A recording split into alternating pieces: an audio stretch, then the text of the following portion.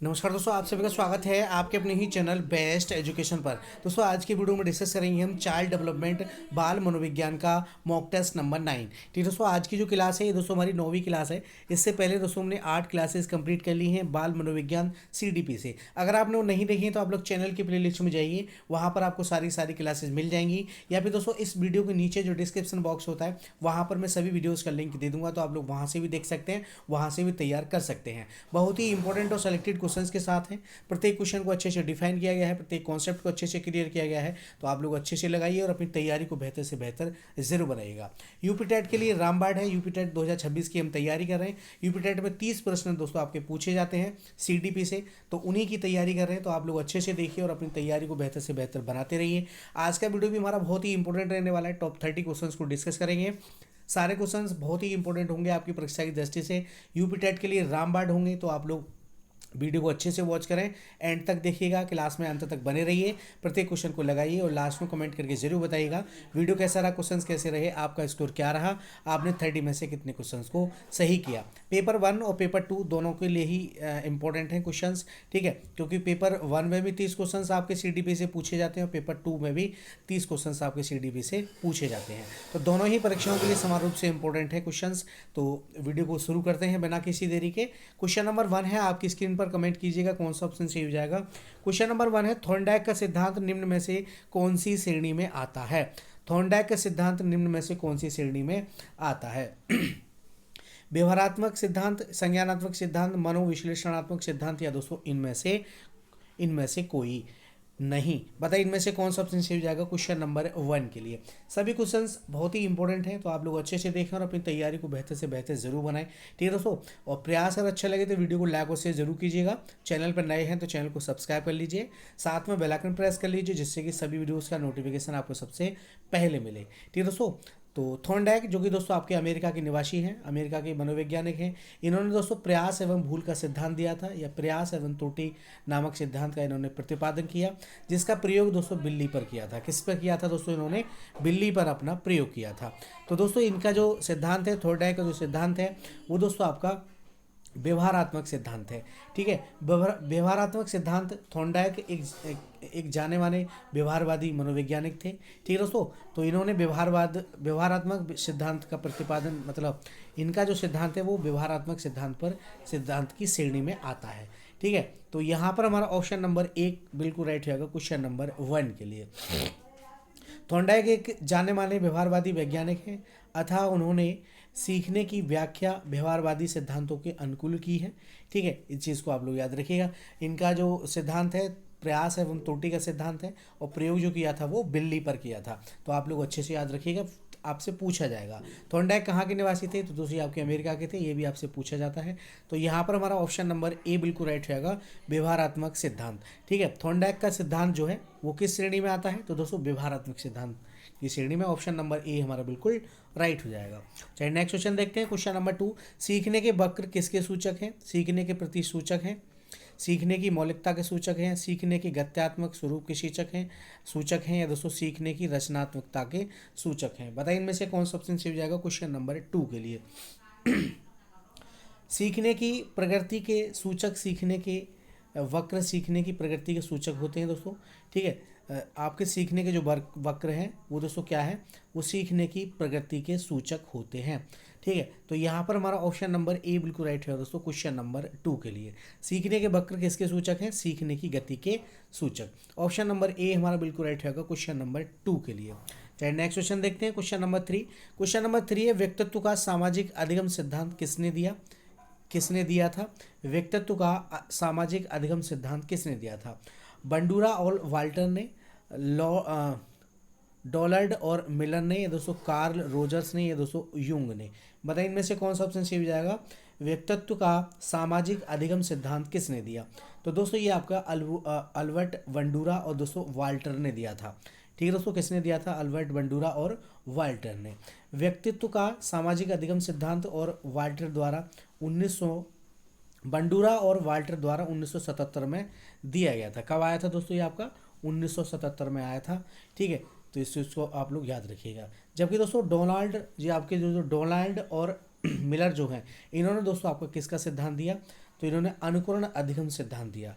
Karl Rogers ने कौन सा सिद्धांत दिया था? सूचना प्रतिक्रिया अधिगम सिद्धांत दिया था। तथा युंग ने दोस्तों आपका विश्लेषणात्मक मनोविज्ञान सिद्धांत दिया। तो तीनों को आप लोग इनको भी नोट डाउन कर लीजिए। तो यहाँ पर हमारा ऑप्शन नंबर ए बिल्कुल राइट रहेगा क्वेश्चन नंबर 3 के लिए। चाहे नेक्स्ट क्वेश्चन देखते हैं, क्वेश्चन नंबर 4, मिरर ड्राइंग परीक्षण निम्न में किसके मापन हेतु प्रयुक्त होता है? मिरर ड्राइंग परीक्षण निम्न में से किसके मापन हेतु प्रयुक्त होता है? व्यक्तित्व, बुद्धि, अधिगम या दोस्तों नैतिकता। बताइए इनमें से कौन सा ऑप्शन सही हो जाएगा? मिरर ड्राइंग परीक्षण निम्न में से किसके मापन हेतु प्रयुक्त होता है? तो दोस्तों ये आपका अधिगम के मापन हेतु प्रयुक्त होता है। ऑप्शन नंबर सी हमारा बिल्कुल राइट है क्वेश्चन नंबर 4 के लिए। सभी क्वेश्चंस बहुत ही इंपॉर्टेंट हैं, दोनों ही परीक्षाओं के लिए समान रूप से इंपॉर्टेंट है, चाहे 1 से 5 तक हो या दोस्तों आपका 6 से 8 तक, दोनों ही परीक्षाओं के लिए समान रूप से इंपॉर्टेंट है क्लास। तो अच्छे से वॉच करें, प्रत्येक क्वेश्चन को जरूर लगाएं, ठीक है। 2-4 क्वेश्चन करके छोड़ के भागना नहीं है, पूरा मॉक टेस्ट लगा करके ही उठना है। जबरदस्त क्वेश्चन हैं सारे के सारे। क्वेश्चन नंबर 5 है, खाली जगह केंद्रीय प्रवृत्ति का एक माप है? प्रसार क्षेत्र, माध्यिका, औसत विचलन या मानक विचलन। बताइए इनमें से कौन सा ऑप्शन सही हो जाएगा क्वेश्चन नंबर 5 के लिए? खाली जगह केंद्रीय प्रवृत्ति का एक माप है, तो दोस्तों कौन सी माप है? तो दोस्तों ये आपकी माध्यिका हो जाएगी। ऑप्शन नंबर बी आपका बिल्कुल राइट हो जाएगा। माध्यिका केंद्रीय प्रवृत्ति की एक माप है, तो ऑप्शन बी हमारा बिल्कुल राइट होगा क्वेश्चन नंबर 5 के लिए। माध्यिका जो है दोस्तों आपके केंद्रीय प्रवृत्ति की एक सांख्यिकी विधि है, जिसके द्वारा स्कोर की केंद्रीय प्रवृत्ति की माप की जाती है, ठीक है। इसके अंतर्गत दोस्तों मध्य, माध्यिका और बहुलक आते हैं। तो ऑप्शन नंबर बी हमारा बिल्कुल राइट रहेगा क्वेश्चन नंबर 5 के लिए। चलिए नेक्स्ट क्वेश्चन देखते हैं, क्वेश्चन नंबर 6, निम्न में कौन शेष से भिन्न है? निम्न में से कौन शेष से भिन्न है?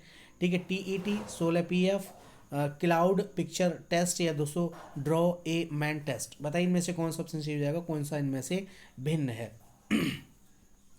तो दोस्तों यहाँ पर हमारा ऑप्शन नंबर बी बिल्कुल राइट होगा दोस्तों, 16 PF, ठीक है दोस्तों। 16 PF परीक्षण ये दोस्तों आपका तीनों से भिन्न है, ठीक है। 16 PF परीक्षण।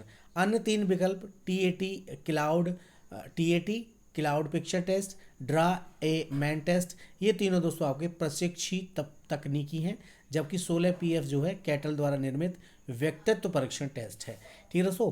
तो ये आपका व्यक्तित्व का सिद्धांत के अंतर्गत आता है, व्यक्तित्व परीक्षण का टेस्ट है 16 PF। किसने दिया था? कैटल ने दिया था, आरवी कैटल, याद रखिएगा, ठीक है दोस्तों। ये प्रक्षेपी नहीं है, प्रक्षेपी परीक्षण नहीं है, ठीक है। बाकी तीनों आपके प्रक्षेपी हैं, तो ये अलग हो जाएगा। ऑप्शन नंबर बी हमारा बिल्कुल राइट हो जाएगा। चलिए नेक्स्ट क्वेश्चन देखते हैं, क्वेश्चन नंबर 7, विकासात्मक कार्य के प्रत्यय के प्रतिपादक थे? विकासात्मक कार्य के प्रत्यय के प्रतिपादक थे, ठीक है। हॉलिंगवर्ड, हैविंगस्टर्न, जीन प्याजे या दोस्तों हॉल। बताइए इनमें से कौन सा ऑप्शन सही हो जाएगा क्वेश्चन नंबर 7 के लिए? तो दोस्तों यहाँ पर हमारा ऑप्शन नंबर बी बिल्कुल राइट है दोस्तों, हैविंगहस्टन, ठीक है दोस्तों। कौन से? हैविंगहस्ट,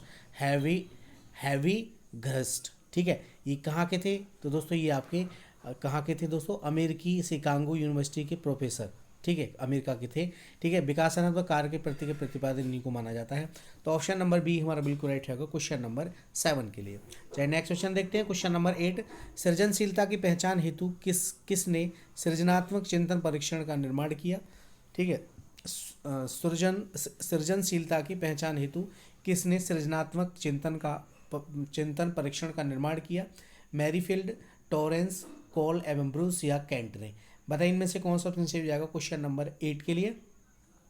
तो दोस्तों सृजनात्मक चिंतन परीक्षण का जो निर्माण किया वो दोस्तों आपका टॉरेंस ने किया था। किसने किया था दोस्तों? टॉरेंस ने। टॉरेंस सृजनात्मक चिंतन परीक्षण का निर्माण टॉरेंस ने दोस्तों कब किया था? तो दोस्तों ये आपका 1971 में किया था, ठीक है। तो यहाँ पर हमारा ऑप्शन नंबर बी बिल्कुल राइट है दोस्तों क्वेश्चन नंबर 8 के लिए। चलिए नेक्स्ट क्वेश्चन देखते हैं, क्वेश्चन नंबर 9, अधिगम के प्राथमिक नियमों में से एक है, ठीक है, खाली जगह, अधिगम के प्राथमिक नियमों में से एक है दोस्तों, अभिवृत्ति का नियम, प्रभाव का नियम, समानता का नियम या सहचारी अंतरण का नियम। बताइए इनमें से कौन सा ऑप्शन सही जाएगा क्वेश्चन नंबर 9 के लिए? थॉर्नडाइक ने सीखने के दोस्तों 3 मुख्य नियम बताए, ठीक है।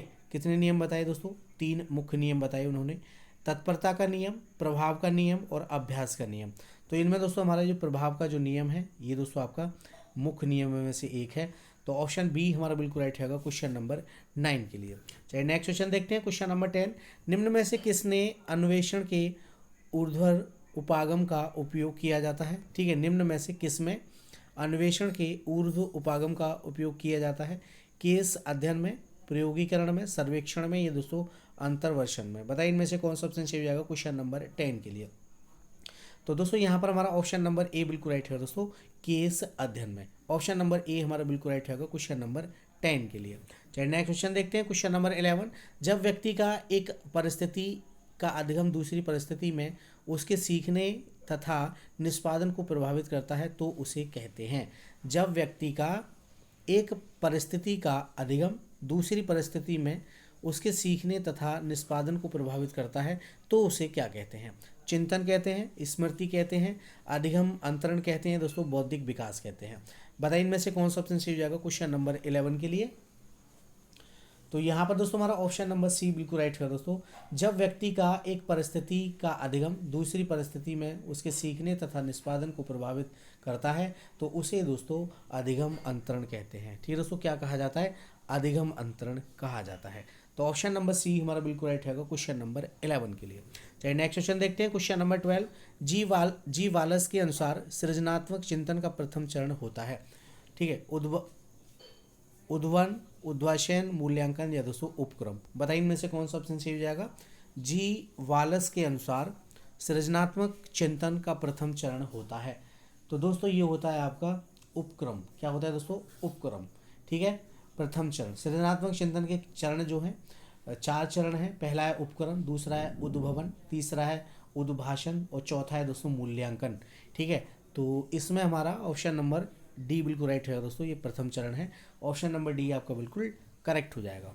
चलिए नेक्स्ट क्वेश्चन देखते हैं, क्वेश्चन नंबर 13। खाली जगह ने प्रत्यय व भूल के सिद्धांत का प्रतिपादन किया था। ठीक है, तो ये थॉर्नडाइक हो जाएंगे। ऑप्शन नंबर सी आपका बिल्कुल राइट हो जाएगा। ठीक है दोस्तों, प्रत्यय एवं भूल का सिद्धांत किसने दिया?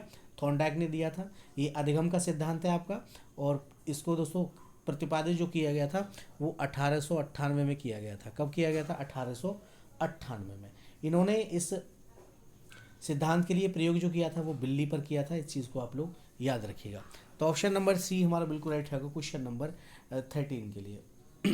ठीक है दोस्तों, और पावलोव की बात करें तो दोस्तों पावलोव ने अधिगम का सिद्धांत जो दिया वो क्लासिकल अनुवर्धन सिद्धांत दिया था। ठीक है, इस चीज़ को आप लोग याद रखिएगा। तो ऑप्शन नंबर हमारा सी बिल्कुल राइट होगा क्वेश्चन नंबर 13 के लिए। चलिए नेक्स्ट क्वेश्चन देखते हैं, क्वेश्चन नंबर 14।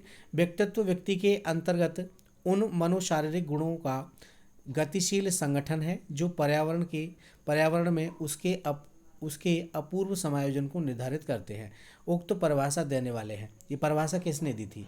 व्यक्तित्व व्यक्ति के अंतर्गत उन मनोशारीरिक गुणों का गतिशील संगठन है जो पर्यावरण में उसके अपूर्व समायोजन को निर्धारित करते हैं। ये जो परिभाषा है किसकी है? ठीक है, तो दोस्तों ये जो परिभाषा है ये G.W. ऑलपोर्ट की है। किसकी है दोस्तों? G.W. ऑलपोर्ट की। ठीक है, तो यहाँ पर हमारा ऑप्शन नंबर सी बिल्कुल राइट रहेगा क्वेश्चन नंबर 14 के लिए। G.W. ऑलपोर्ट। ठीक है, यह परिभाषा ऑलपोर्ट ने व्यक्तित्व के संबंध में 1937 में दी थी। ठीक है, कब दी थी? 1937 में।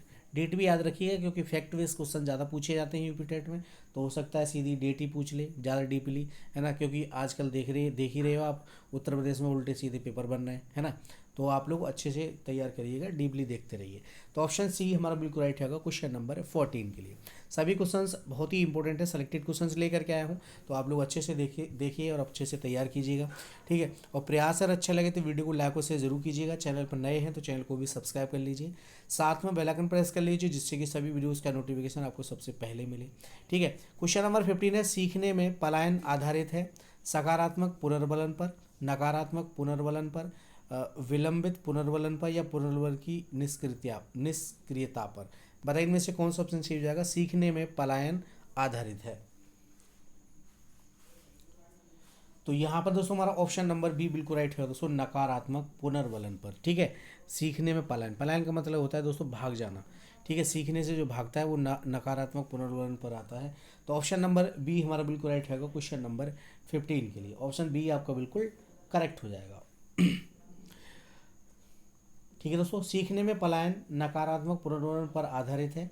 उदाहरण, यदि विद्यालय में बच्चों को कठोर दंड दिया जाता है तो वह विद्यालय कभी कभी अथवा कभी नहीं आते।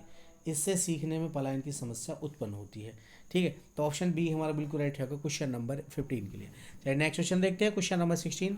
भाषा का वह घटक जो ध्वनि की गति के अनुक्रम अनुक्रम संचालन एवं उसकी रचना से संबंधित नियम की चर्चा करता है, उसे क्या कहते हैं? भाषा का वह घटक जो ध्वनि की गति के अनुक्रम संचालन एवं उसकी रचना से संबंधित नियम की चर्चा करता है, उसे क्या कहते हैं? अर्थ विज्ञान कहते हैं, व्याकरण कहते हैं, स्वर विज्ञान कहते हैं, या इनमें से कोई नहीं? तो यहाँ पर हमारा ऑप्शन सी जो है बिल्कुल राइट है दोस्तों, उसके लिए क्या कहेंगे?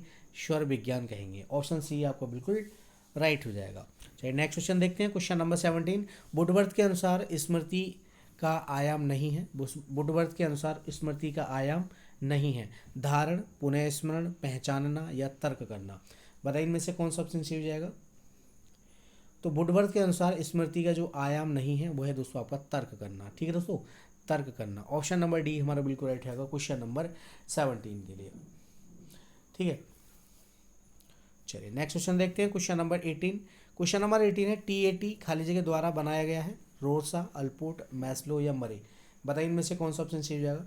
टीएटी परीक्षण जो है थेमेटिक एप्रिसेंसिव टेस्ट, ठीक है, प्रासंगिक अंतर्बोध परीक्षण।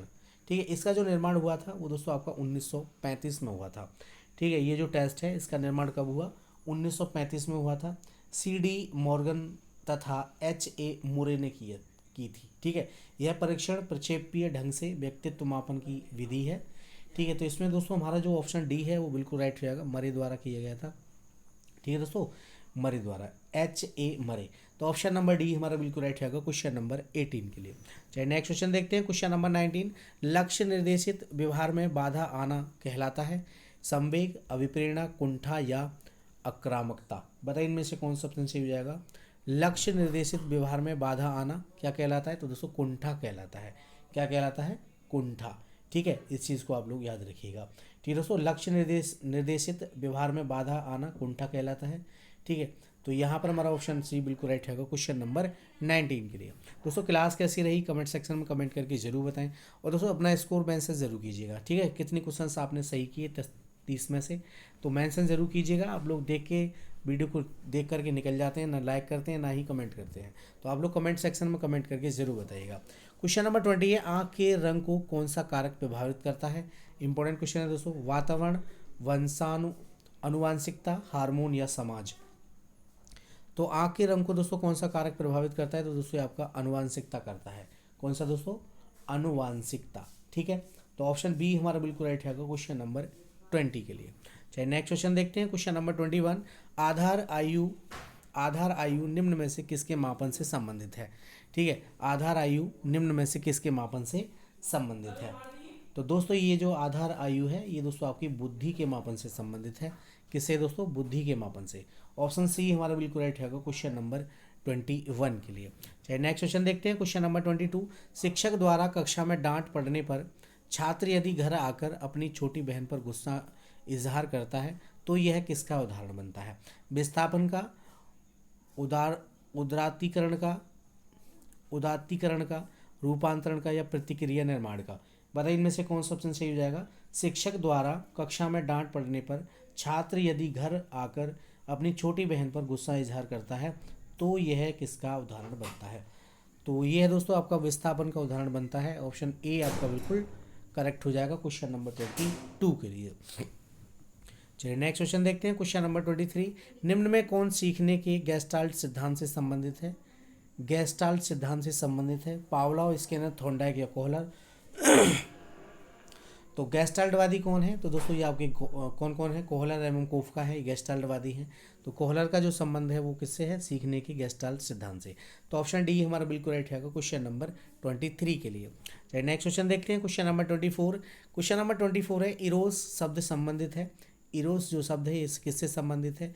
जीवन मूल प्रवृत्ति से, मरण मूल प्रवृत्ति से, भय मूल प्रवृत्ति से या दोस्तों प्राकृतिक मूल प्रवृत्ति से इरोस शब्द संबंधित है। तो इरोस शब्द जो है ये दोस्तों आपका जीवन मूल प्रवृत्ति से संबंधित है। ऑप्शन ए आपका बिल्कुल करेक्ट हो जाएगा। ठीक है, फ्राइड ने मूल प्रवृत्तियों को मूलतः दो भागों में बांटा, जीवन मूल प्रवृत्ति और मृत्यु मूल प्रवृत्ति। जीवन मूल प्रवृत्ति को इरोस तथा मृत्यु मूल प्रवृत्ति को थैनाटोस कहा जाता है। ठीक है दोस्तों, जीवन मूल प्रवृत्ति को क्या कहा जाता है, इरोस कहा जाता है, और मृत्यु मूल प्रवृत्ति को क्या कहा जाता है, थैनाटोस। ठीक है, तो इन चीज़ को आप लोग याद रखिएगा, इंपॉर्टेंट क्वेश्चन है। तो ऑप्शन ए हमारा बिल्कुल करेक्ट हो जाएगा। चलिए नेक्स्ट क्वेश्चन देखते हैं, क्वेश्चन नंबर 25। अहम निर्देशित होता है, अहम निर्देशित होता है, ठीक है सुख के सिद्धांत द्वारा, वास्तविकता सिद्धांत द्वारा, आदर्शवादी सिद्धांत द्वारा, या दोस्तों सामान्य सिद्धांत द्वारा। अहम, इद अहम ईगो, है ना। तो ये भी, इनका भी संबंध दोस्तों किससे, फ्राइड से है। तो इसका जो अहम जो है ये निर्देशित होता है, तो दोस्तों ये किससे, तो दोस्तों ये आपका वास्तविक सिद्धांत द्वारा निर्देशित होता है। ऑप्शन नंबर बी हमारा बिल्कुल राइट है क्वेश्चन नंबर 25 के लिए। चलिए नेक्स्ट क्वेश्चन देखते हैं, क्वेश्चन नंबर 26। क्वेश्चन नंबर 26 है, कॉलीस्टोकाइन एक हार्मोन है जिसकी सुई यदि दे दी जाए तो इससे प्राणी में भूख अधिक बढ़ जाती है, भूख और प्यास दोनों में ही वृद्धि हो जाती है, भूख कम हो जाती है, भूख और प्यास दोनों में ही कमी आ जाती है। ठीक है दोस्तों, बताइए कौन सा ऑप्शन सही हो जाएगा, कॉलीसिस्टोकाइनिन। ठीक है, कॉलीसिस्टोकाइनिन एक हार्मोन है जिसकी सुई यदि दी जाए तो इससे प्राणी में क्या हो जाता है, तो दोस्तों इससे प्राणी में भूख कम हो जाती है। ठीक है, भूख क्या हो जाती है, कम हो जाती है। ऑप्शन सी हमारा बिल्कुल राइट है क्वेश्चन नंबर 26 के लिए। चलिए नेक्स्ट क्वेश्चन देखते हैं, क्वेश्चन नंबर 27। बुद्धि परीक्षण में एक 16 वर्षीय बच्चा 75 अंक प्राप्त करता है तो उसकी मानसिक आयु खाली जगह होगी। मानसिक आयु पूछी है हमसे। बुद्धि लब्धि निकालने का सूत्र क्या होता है दोस्तों, तो बुद्धि लब्धि निकालने का सूत्र होता है दोस्तों MA/CA, मतलब मानसिक आयु, मतलब IQ का जो सूत्र होगा, IQ का क्या होगा दोस्तों, MA/CA। ठीक है, मानसिक आयु बटे क्रोनोलॉजिकल एज, और अब गुणा में कर देते हैं 100। ठीक है तो बुद्धि लब्धि मतलब कितने अंक प्राप्त किए उसने, 75 अंक प्राप्त किए, बराबर MA इसमें दे नहीं रखा क्योंकि हमसे मानसिक आयु पूछी है तो इसको X मान लीजिए, और CA दे रखा है, CA कितना दे रखा है, 16 वर्ष का बच्चा है, तो गुणा कर दीजिए 100 से। ठीक है दोस्तों, जब इसको हम काट पीट करेंगे आगे पीछे तो ये हो जाएगा हमारा 75 × 16/100। ठीक है, तो आप लोग कैलकुलेशन कर लीजिए, इसमें थोड़ी जगह कम है, तो इसका जो आंसर आया होगा वो दोस्तों आपका 12 वर्ष होगा। क्या होगा दोस्तों, 12 वर्ष आएगा जब हम इसको काटेंगे। ठीक है दोस्तों, कितना आएगा, 12 वर्ष काटेंगे तो इसको जब उतना ही आएगा। ठीक है दोस्तों, 25 चौका 100 हो गया। ठीक है, 25 चौका 100 हो गया, और 25 तिया 75 हो जाएगा। ठीक है, 25 चौका 100, ठीक है 25 चौका 100, 4 से 16 4 बार कट जाएगा, तो गुणा करेंगे तो 4 तिया 12 हो जाएगा। तो ऑप्शन नंबर ए हमारा बिल्कुल राइट है क्वेश्चन नंबर 27 के लिए। चलिए नेक्स्ट क्वेश्चन देखते हैं, क्वेश्चन नंबर 28। केंद्रीय तंत्र का तंत्र में होते हैं, ठीक है, केंद्रीय तंत्र का तंत्र में होते हैं, तो क्या होता है इसमें, तो इसमें दोस्तों हमारे मस्तिष्क तथा मेरुदंड। ठीक है, मस्तिष्क तथा मेरुदंड होते हैं। ऑप्शन नंबर डी आपका बिल्कुल करेक्ट हो जाएगा। चलिए नेक्स्ट क्वेश्चन देखते हैं, क्वेश्चन नंबर 29।